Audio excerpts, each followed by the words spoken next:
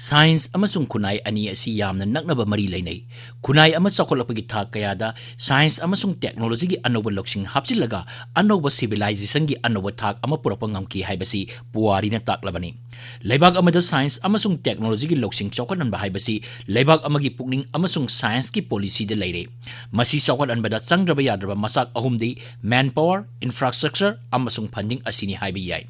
Hairiba masak ahum asidagi ama hek watpada mapung phana sakolaba science amasung technology Wahengbam ngamde. India gi science amasung technology advancement asi maruoina basic science asi malingi thak yaunaba natraga henaba saknairaba professor C.N. Rao na chairman oiba scientific advisory council to the prime minister na Bangalore laiba Indian Institute of Science IISC gumba laibak asigi maruiba institution sing lingnaba recommend toki. Tungda basic science de hena wangba thaki institution sing Indian Institute of Science Education and Research ISER lingnaba National Institutes of Technology MMN Ek lisingani tarani togi matungina Union Laingak na Ministry of Human Resource Development ki makada sem kibani.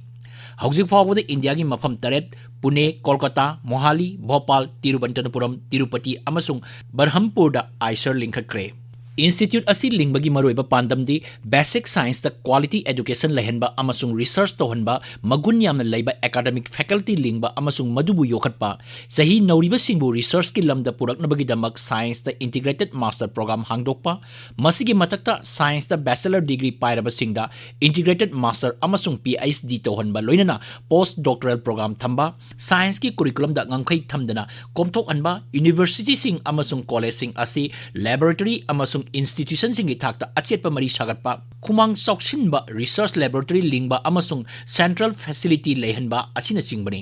isam samna ISER asi lebak asigi basic science makok thongba institute ohenabagi amatangaraba pandam oina linkhat kimani hogolapada khara khena jarabasu ISER ayamana paikhat libasi undergraduate postgraduate integrated master's degree level MS program doctoral program PhD integrated doctoral program integrated PhD amasung postdoctoral program ni Institute asigi top saktam ama haiba taragadi masida thadariba achobo sempam asini ISER kudimaki infrastructure amasung facility semganabagi damak ahan bagi sahi mangagi sempam asi lupa billion mangani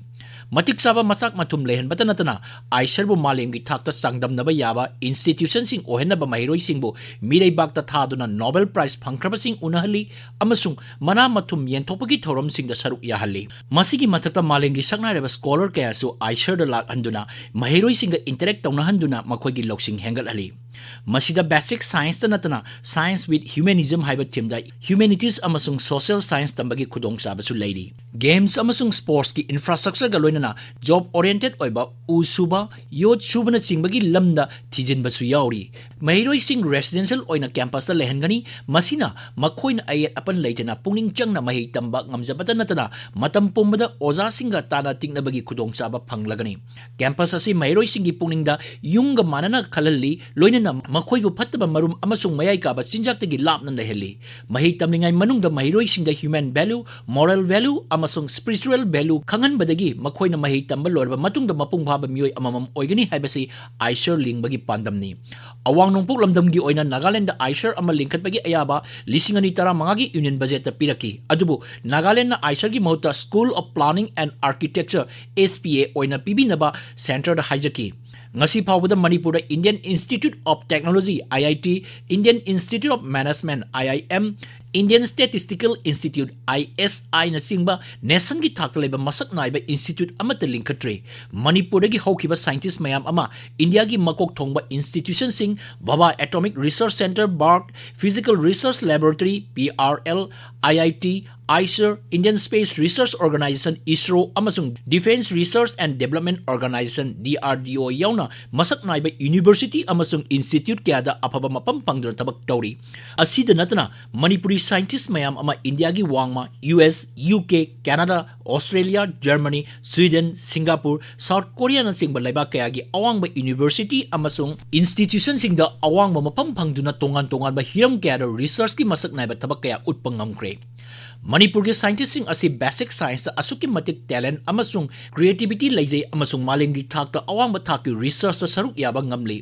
hauzik aiser ama Manipur thambasi yamna chanagani asum tawrabadi India gi amadi miraiba ki masak naiba university amasung institution singda thabak tawriba lamdam sidagi haukiba masak naiba mioi singda natana malengi tongan ma mafam singda mai tamliba Manipur gi na kaya institute asil laktuna thabak tawranabagi khudong saba PBI masina science education da achoba inot ama hakatpada natana socio economy sakhwat anba amadi development gi leiriba problem sing asi ko hanbada achoba mating oigani amasung state asi awang bathak ta sakhwat pa ngamgani Manipur ga yumthang naba state sing maruina Assam Meghalaya na singbadadi IIT ISI IIM na singba leibak sigi maruiba institute kya mangjauna na lingkhat kre Aiser ama Manipur la pa tarabadi aikoi kudimang na chawthok chaba ngamgani loinana awang nongpoki state punamana masigi kanaba phangmin nagani Manipur Aiser ama lingbagi tangai phadaba adu handakta loisingiba parliament mifamdasu Rajya Sabha da Manipur gi MP laisemba sana jawbana hawdokre maram maduna punab asi yenglaga India pumba punna sakhwat minaba haiba pandamdu phangnaba Manipur da Aiser ama lingnaba center amasung state laingana athuba matamda akanba mieng chamba tangai phadre